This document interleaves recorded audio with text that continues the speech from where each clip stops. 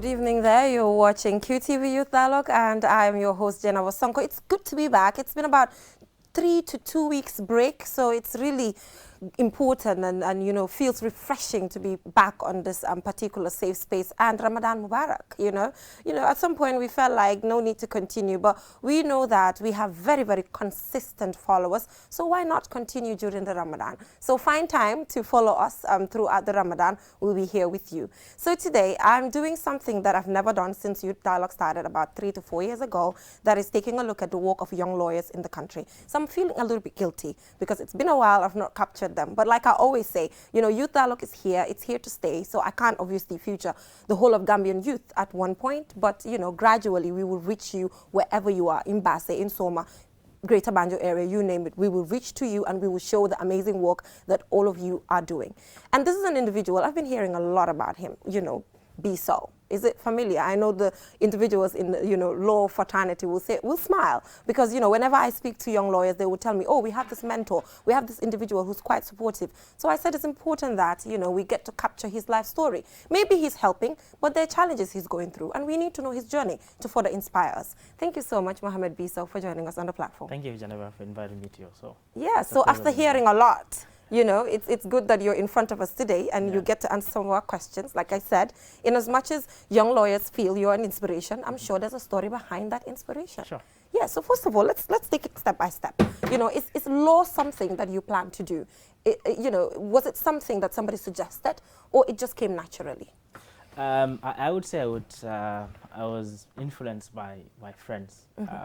I had always wanted to study political science, but again, my parents were not very supportive of it, so I got a suggestion from my dad that I should do law. Yeah. He thought that was a good thing for me to do. And of course, most of my friends, I mean, from high school, one of them, Abdulaziz Saho, well, just convinced me that we should do law, and that's how I found myself into the field. Yeah, so any regrets? Any had I known to say, I should have tried this instead of this? No, I don't. I have no regrets. Really, I'm loving the job. Okay. On a daily, yeah. So the thing is, how are you able to just get the attention of all of these young lawyers, all of your juniors? All of them are so amazed by the work you do. When you talk to them, you know, they're so excited to actually speak about you and how you're impacting their lives on a daily basis, especially young lawyers going to the bar school, the fact that you get to mentor them directly, because bar school can be challenging. It can. Yes. It can. Well, I don't think it's anything superficial. I just have a good relationship with people, and I, as an individual, I just have this sense of obligation towards helping, you know, people when I can, of course. Yeah. And I do not shy away from helping out when the need arises. Yeah. I guess that is the reason why I get to know a lot of people through that, and for me, it's basically a sense of obligation for me, because I have this concept that there were people who helped me through the process of becoming a lawyer, and I also have that obligation to return that same favor to people who need my assistance. Yeah, but the truth is, probably those people did not give you the attention that you're giving these people now. You know, young people are telling me about you finding time to give them direct tutorials and all of that. You know, why? You know, I want to understand deeper the reason. Well, one thing is I love to teach. Okay. I mean, that is one thing I love. And in fact, when I started reading law up until finishing the bar, I had always told people that I would want to be a university professor someday. So practicing as a litigation lawyer, I mean, it's not something that was in my list of favorites.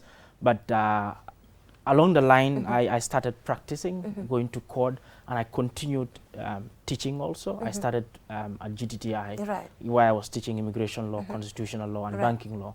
So that served as a stepping stone for me, and that's it. It's just my love for teaching. It's your love really, for teaching. Yeah. So you are the best state counsel, right? You know, congratulations. Thank you. So how did that actually make you feel? Out of a lot of, you know, state councils, you are the best as we speak. Well, that was a surprise to me. I wasn't expecting that, because you have many brilliant young state lawyers. It just came as a surprise to me. But again, how I feel, I believe I'm feeling proud about it. Again, it serves as a source of heads up for me to really continue doing what I'm doing, and also serve as a challenge for me to continue, the hard work, determination that the award said about me. All right, I'm not sure I deserve that, but it's just a way for me to. You deserve that. Okay, you deserve that. I know lawyers will not give an award. They are lawyers. Come on, they will try by all means to be fair. So obviously, if they say you are, then the credit goes to you. Well, I would thank my colleagues, because when you look at the job at the Ministry of Justice, it's not an individual work. I always tell people, I have colleagues at the office that I consult with. We work together as a team. I have people, baristas, who are also under me, who work directly under me. So most of the job that I do, I do it in conjunction with them. So I wouldn't take the award as a personal achievement, but I would take it as an achievement of my team. Okay. Yeah. So aside from Mohammed Biso, there are other young people as well at the Ministry of Justice doing quite well. Like I said, this is the first time that we're featuring young lawyers and the amazing work that they're doing. So we felt like we should just, take it beyond him and also show other colleagues. So we'll go for a short break. And in this break, you'll be hearing from several other young lawyers as to the reason why they decide to study law, some of the challenges, any regrets, sustainability, why the Ministry of Justice instead of a private chambers. All those questions answered in this particular video. We'll be right back. I did not choose law per se out of anything. It was, if I may say, it was accidental. My dream for law was nurtured along my practice, and I grew the passion for it during my practice. But it was never, I did not meant to study law at any time. This was something that came up abruptly somewhere during my studies. During my times at the senior secondary school at SOS, we had a lecturer who was doing law at the time. So he do encourage us to do law, but personally, I think I wanted to do something like for public administration and things like that. But with him on the side and my friends Babakar, Baji on the other side, they succeeded in convincing me to do law. Okay. Regrets? No, I did not regret anything. Like I said, I grew the passion as I go along. So I have no regrets, to be quite honest. It's very challenging, to be quite honest, very demanding. To the extent that you may not have time for, should I say, other things, especially to spend quality family time. But notwithstanding, I still enjoy it. Yes, the message that I have is to be committed to your dreams. If you are convinced that you want to do law, you must ask yourself whether you can do it. And if you can do it, you must be very willing to take what it takes to be a lawyer. Not just be a lawyer, but to be that lawyer that will be distinguished from other people or from other professions. Like I said, it is a very demanding and challenging work. You work day and night, throughout the weekend. So if you want to opt for law, you must be ready, mentally and, physically. At first, I didn't choose law on my own. The profession was suggested to me by my late dad, because he noticed that I had certain qualities that would qualify me to be a lawyer. So he suggested that I studied law, and I didn't regret it. I didn't regret making that decision. Why is that? Why didn't you regret it? What did Because at the time I knew that I was a person who enjoyed reading, and I was a good listener then. So, and then when I started reading law at the school, I really became fascinated with the profession, and also I came to know about certain lawyers that really inspired me. So that's the reason why I chose the field. And as time went on, I became more passionate about it, especially since I started working at the ministry and meeting a lot of great young minds as well.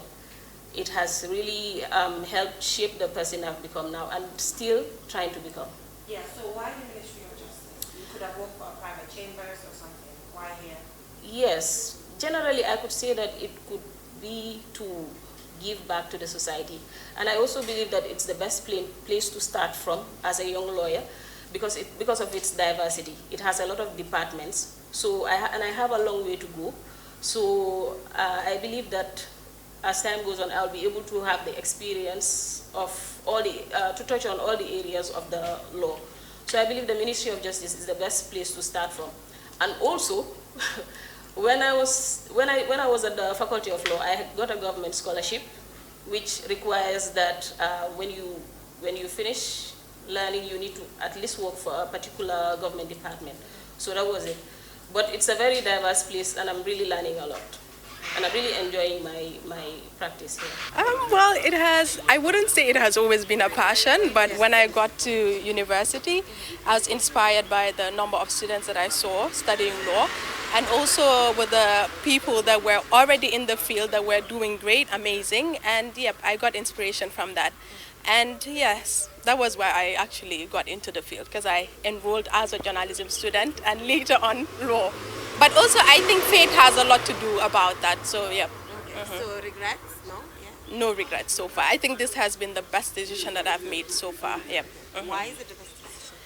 It has given me a lot of impact in terms of me developing as an individual, and through the process I've also had a lot of passion on it, because with the engagements of senior counsels and also having to go to cases, having to deal with case laws, it has always been an amazing moment for me, to be honest, and a good experience rather. I started since when I was young, and then during my junior secondary and high school, I've always been involved in debate and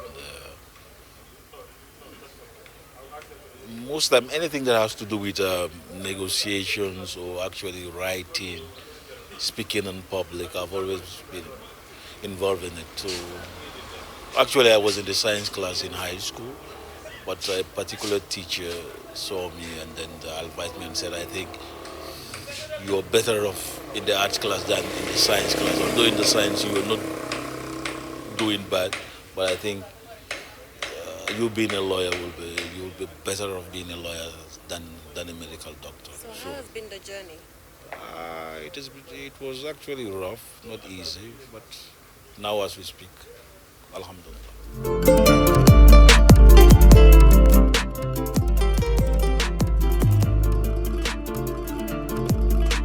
Now, as we speak, alhamdulillah, it's good to know it's alhamdulillah at this point in time, you know, after a rough journey. So yeah, young lawyers there, you know, talking about their experience and all of that. It's quite inspirational, yes, yeah, motivating. Reason being, I always wanted to be a lawyer, you know, Mr. Saul. Yeah. You know, I've always wanted to be, but you're telling me it's not late.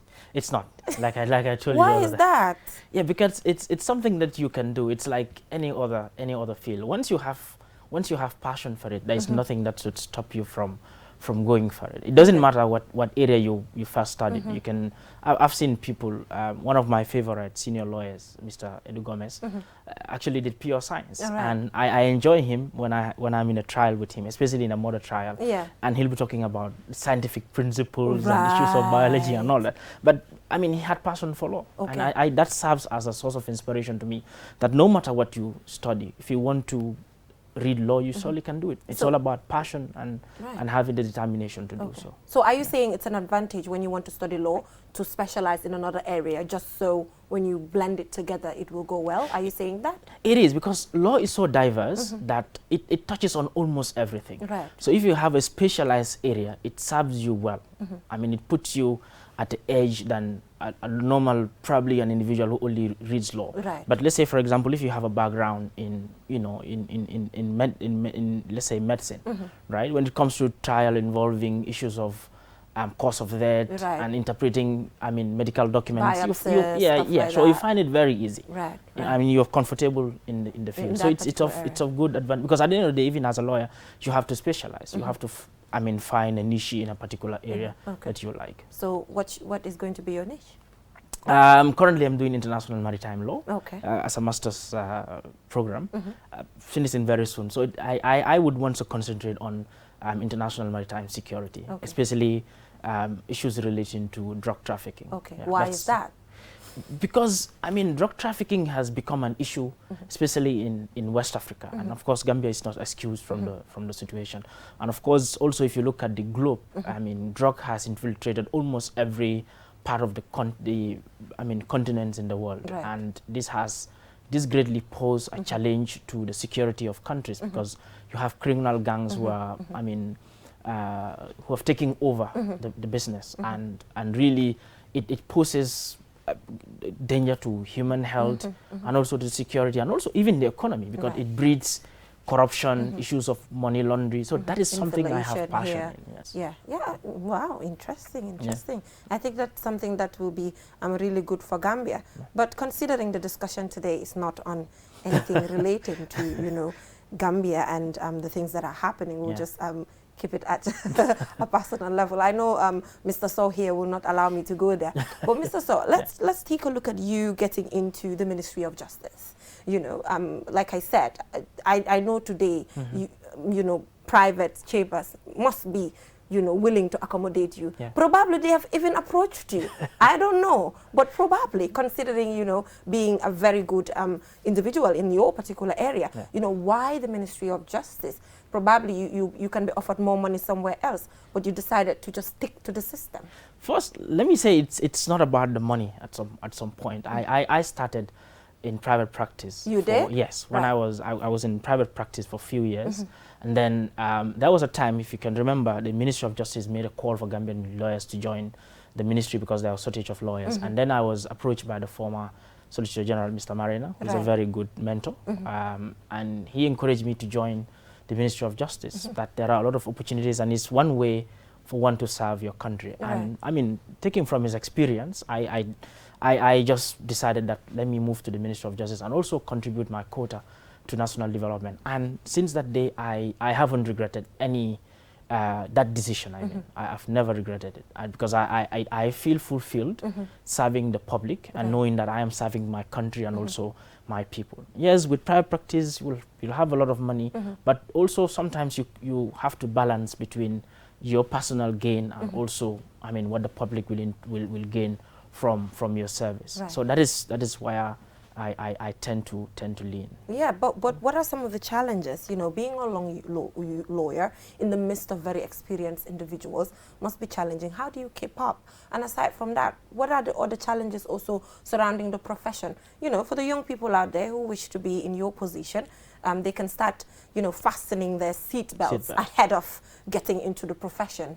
To be honest, I think there is a lack of mentorship in the field, in that you have a lot of young lawyers around, and of course we have the system of pupillage where young lawyers will go to senior lawyers for a period of time, for 1 year before you are enrolled. But that is also becoming a problem because we don't have many senior lawyers, and the number of students that are graduating is huge, and not many private law firms are taking on board a lot of people.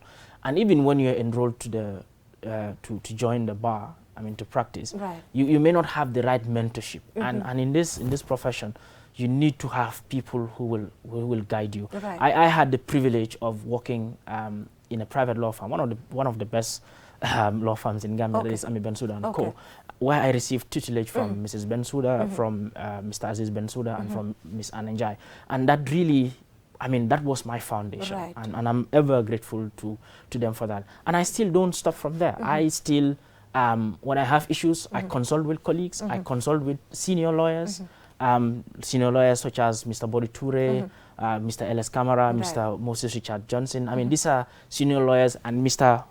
L.D. Dabo, my very good friend, people that I turn to.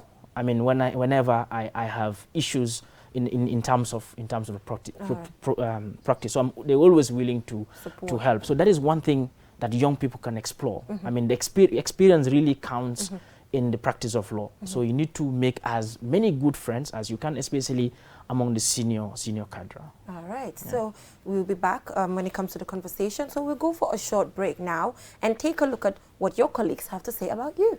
You know, exciting. Like I said, the reason why he's here today is because I've been getting a lot of information, hearing a lot of Mohammed Biso, you know, from here, you know, so a lot of, you know, good testimonies there you're about to listen to about people that he's working with and, you know, how he's been supporting them and, you know, a lot more. Let's take a look at that. Biso is an incredible personality. Myself, I think he's a reference point for me. Biso is that person who is always willing to share with juniors, to share with colleagues, you know, with whatever you have that you think you can consult him. He's already willing, he's always willing. And the guy is incredible. He has a very sound, you know, understanding of the law, you know, very humble and very upright, you know, and a good Muslim as well, mashallah. Mohammed Biso, I've known him since the university. I've known him to be very smart, hardworking, very calm and composed guy. He's actually one of my favorite state counsel, always ready to help. Most of the time when I have issues dealing with the law, I'll come up to him and he would never hesitate. He won't give you excuses. He will always be ready to help. And also he's very prayerful. I know that for a certain. Biso is actually my senior, like he's my senior. I know Biso from back at university level where he had coached us in different ways. I think he was my senior for like 3 years. And at law school as well, he was also dealing with the African Center to mentor law students, and I was particularly impressed with his capacities in terms of trying to guide young people, because that is what he does even at the Ministry of Justice, where I'm serving as a people. Biso is one person who's very inspirational. To be honest, I'm directly under him as a people counsel, where I go with him to court and I also deal with processes in terms of filing for him. And I think he's actually a role model and he's had a lot of impact, mainly in the legal field where I am working as someone who's actually trying to upgrade myself and to get to the position that I am at. So definitely he is one person to reckon with in any field. Yes. Thank you very much. I first met him at the University of the Gambia. That's where we became friends, and from there he was my senior at the university, and then also at the law school. It was after his class. That was 2014, 2015, and then after their class, and then it was ours, and then so he had the earlier experience of the law school. So it was immediately after their batch that I was admitted into the law school. So there were times that I need to consult him because he had an earlier experience. He's lovely, friendly, and then cooperative and willing to support or share the little experience that he has.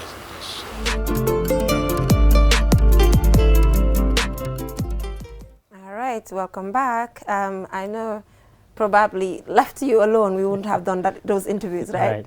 I know that, but we had to, you know, to actually show that is what we do as a program, you know, recognizing the amazing work that young people are doing. So if you're watching, please call. You know, maybe you have questions for Mr. So, questions strictly on law and wanting to be a lawyer, some of the challenges, you name it, just left to you, but nothing beyond that. So the numbers are right in front of you, 50505, and the two other QSAN numbers, you can use them to call and have a conversation with us in relation to the program, strictly on, you know, the law profession, nothing beyond that.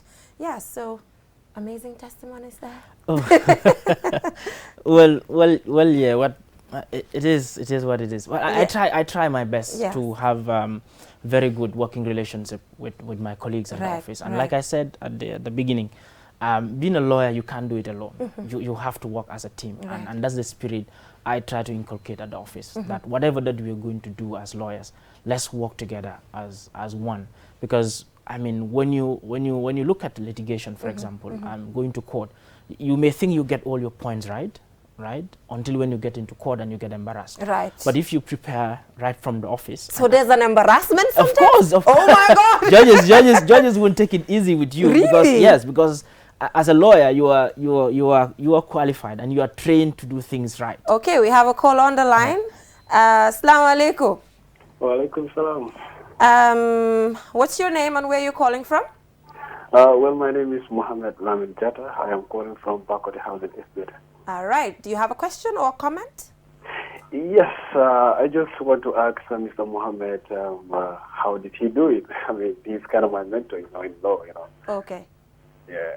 All right. How did he do it? Is that all? Yeah.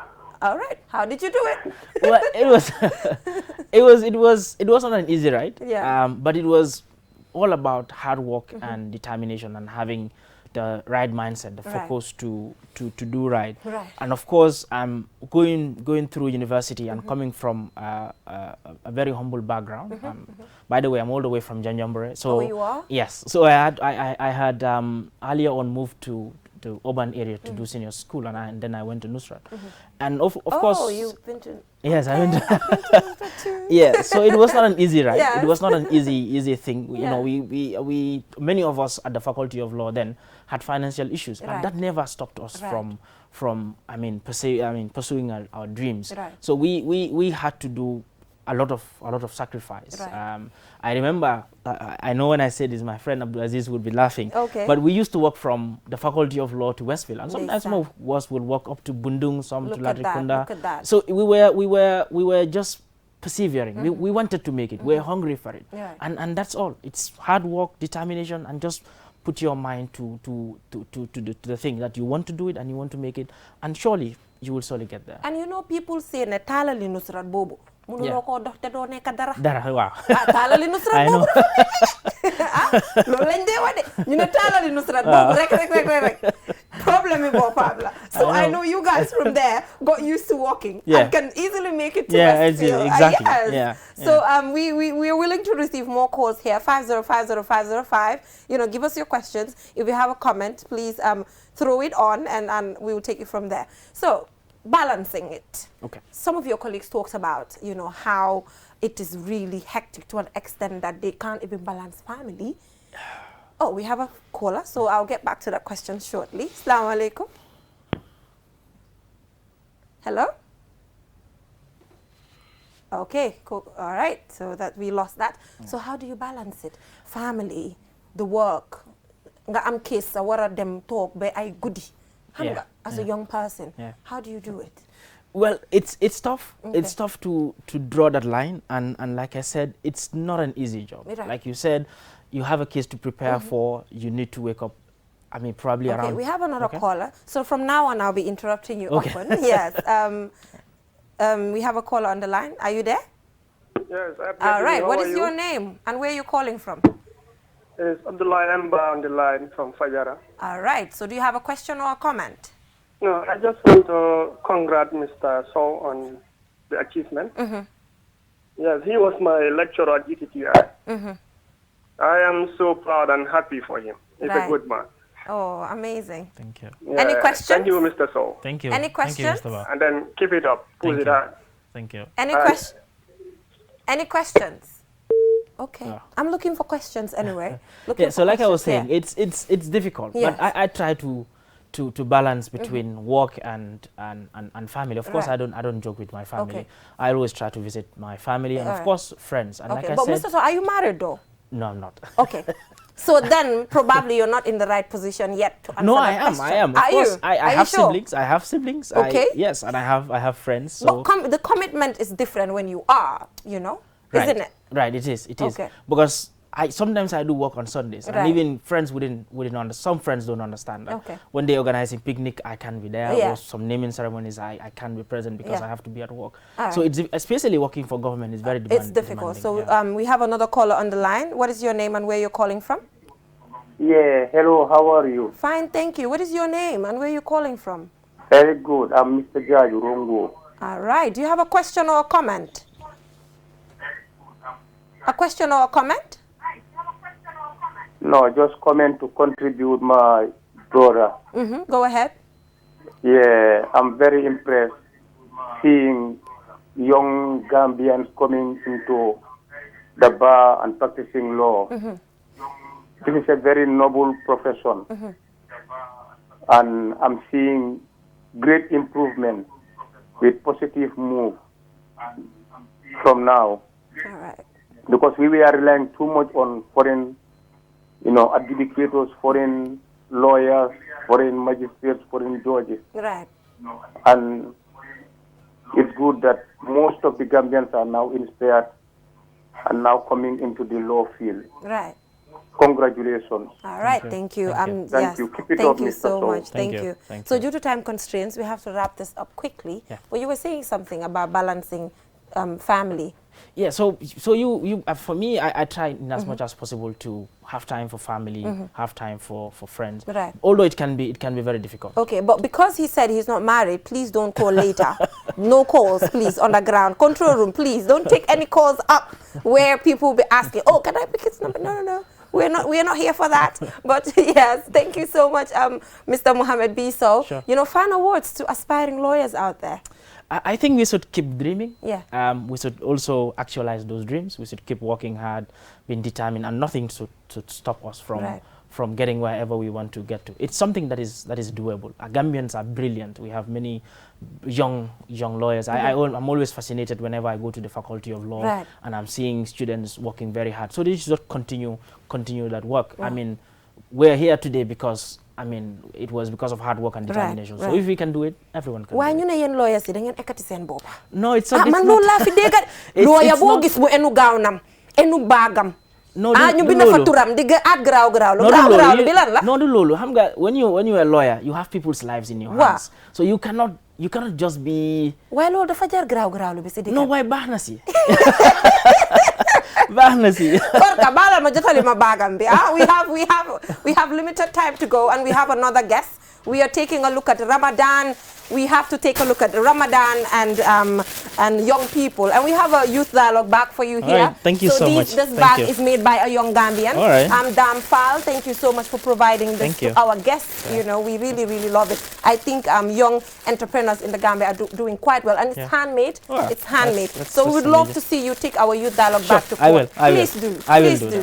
Please do. Yeah, do you want to open it? Yeah, sure. Yes, that is it, by Dam Fall. Thank you so much, Dam, for providing us this youth dialogue bag. Youth dialogue written right in front of it. Right in front of it. There. Yes. Thank you so much, Dam, for providing us this.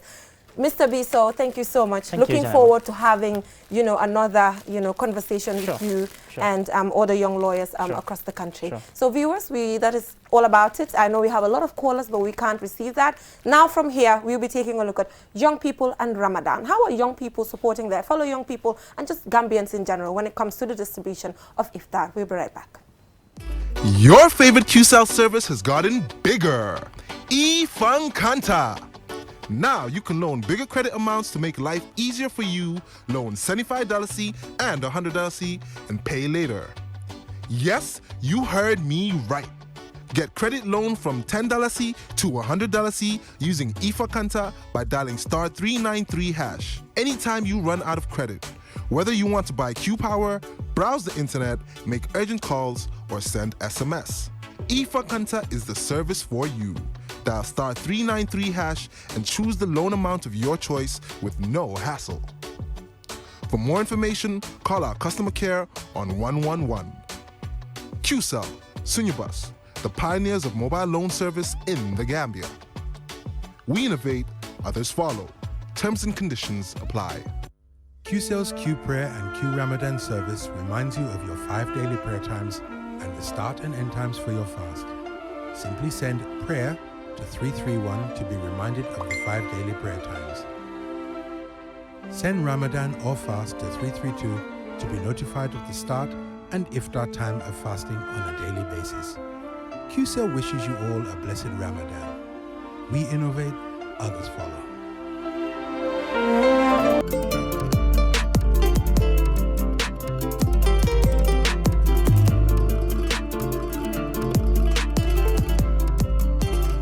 Well, welcome back from that break. If you're just tuning in, you're watching QTV Youth Dialogue. That was Mohammed Biso. Thank you so much for joining us. Fun conversation there. And now, taking a look at young people and Ramadan. I think this is our second, encounter on the issue of Ramadan. And once I'm happy that you're sustainable. I can remember the question that I asked Mr. Koyate was that, how sustainable is this going to be? And now I see you have years, and it's continuing. So tell us.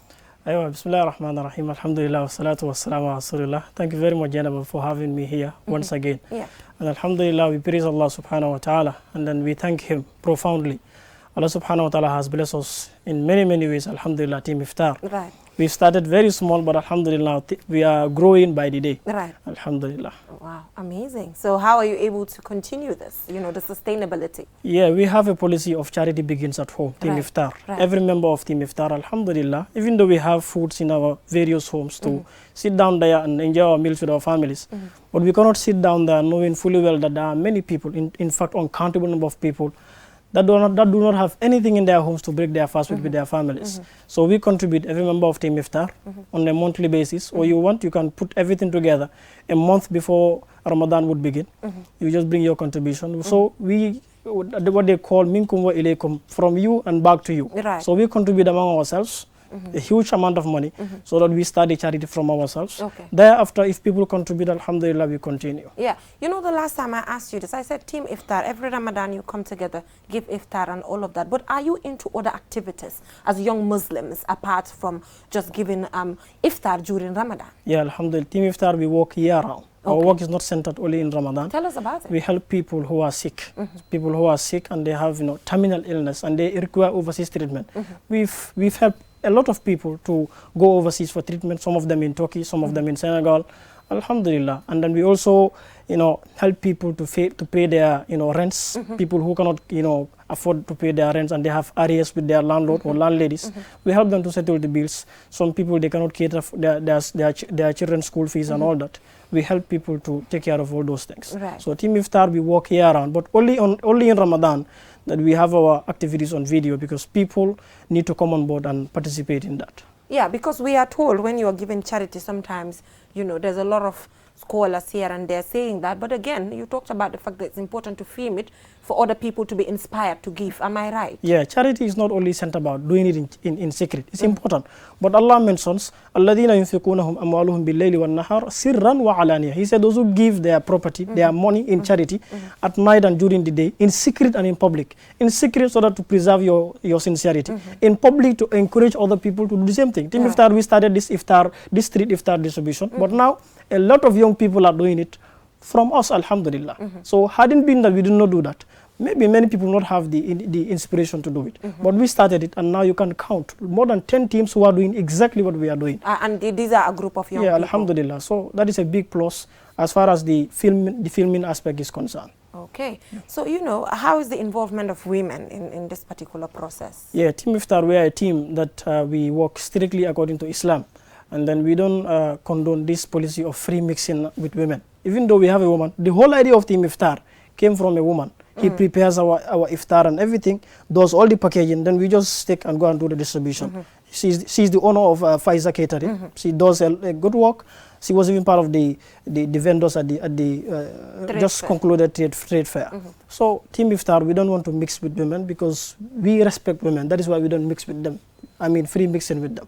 So that is what Islam teaches us. Even though some people tell us, so now if you go with Islam in the aspect of not mixing with women, then why do you film it? We've already answered that. We film it to encourage people. We also film it because there are many organizations that call themselves a charity organization. They collect money from people and utilize it in a way that is not supposed to be. Yeah, I wanted to ask, how do we know you are not part of those organizations? We've seen other organizations filming their activities and they're doing it. Exactly. So do you have like a auditing thing to prove it to us? Team Iftar is well structured, from president to bottom. We have everything, anything that we spend, we show it to the people. And some of the people who even donate, they tell us exactly how they want their money to be utilized. Right. So through this filming, people see it and they donate. And all those who have donated, even in Dalasi, they've never complained even once about Team Iftar mismanaging their funds or whatever. Okay. Yeah, and most importantly, most of the money came from our own selves. So we cannot just take our own money and squander it anyhow. Any money we spend, we calculate it carefully before we spend it. So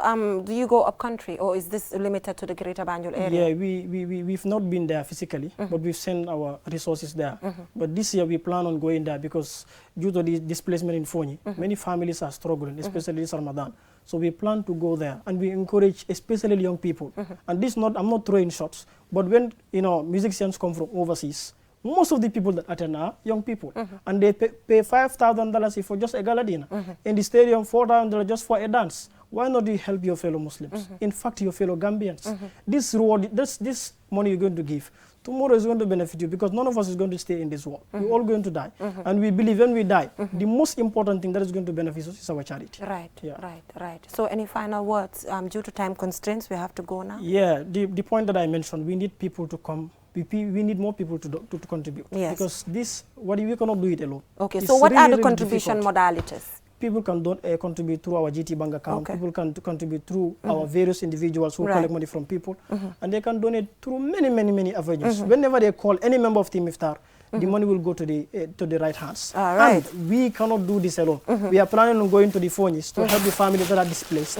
Because we understand that to help a family to feed them, just for a month in Ramadan, will cost you just $1,450. $1,450 just for you to feed a family for the whole of Ramadan. Amazing. So we need many people. Just yesterday, a woman contributed to feed 20 families. Amazing. In the 4 years. Amazing. So we need people to come on board. And even we should not also forget the fact that there are some people who stay in the town here, but they struggle more than those in the village. Yeah, but also charity begins at home. Sometimes even if you cannot donate to Team Iftar, but how about people in your community? Exactly. We are not even talking about coming to Team Iftar and donate to Team Iftar. But in a general context. There are other organizations. Just make sure you help someone. Right. We cannot help everyone, but everyone can help someone. All right, this is a bag for you. Right. This is a youth dialogue bag. Dam Fall, thank you so much. Do you want to remove it and look at it? No problem. Yes. So this is a bag by Dam Fall there. We really love it. And he's a young Gambian, and this is handmade. It's handmade. So we're encouraging people to do some of these things. Do you like it? Very well. All right. So It's till we very come nice. your way, we can't take calls, unfortunately. We apologize about that. We cannot take calls due to time constraints. But till we come your way next week, not tomorrow, next week, with another interesting program. Bye-bye.